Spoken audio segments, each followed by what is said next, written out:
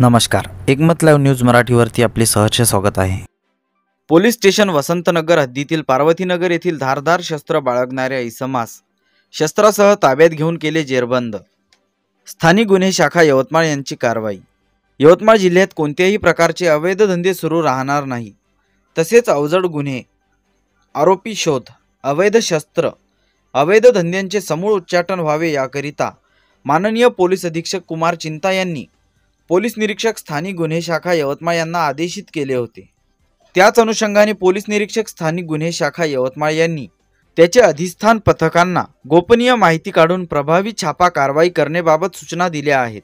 दिनांक 20 ऑगस्ट 2024 रोजी स्थानिक गुन्हे शाखेचे पथक पुसद उपविभागात पेट्रोलिंग करत असताना पोलीस स्टेशन वसंतनगर हद्दीत मौजे पार्वतीनगर येथील इसम नामे शेख सद्दाम शेख पाशा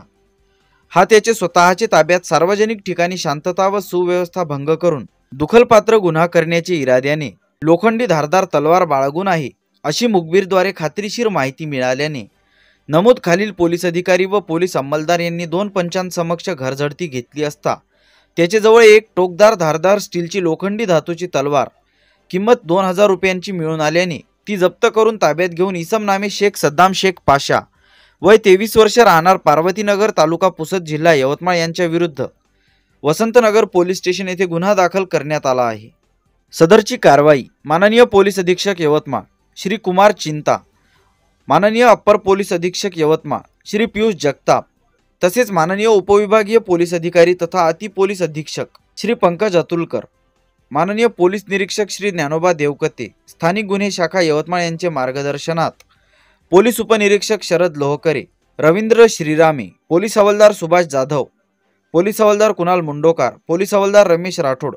पोलीस शिपाई मोहम्मद ताज सर्व नेमस्थानिक गुन्हे शाखा यवतमाळ यांनी यशस्वीरित्या पार पाडली आहे। बातमीला लाईक करा, कमेंट करा, शेअर करा व सर्वात आधी ताज्या घडामोडी बघण्यासाठी एकमत लाईव्ह मराठी न्यूज चॅनलला सबस्क्राइब करा।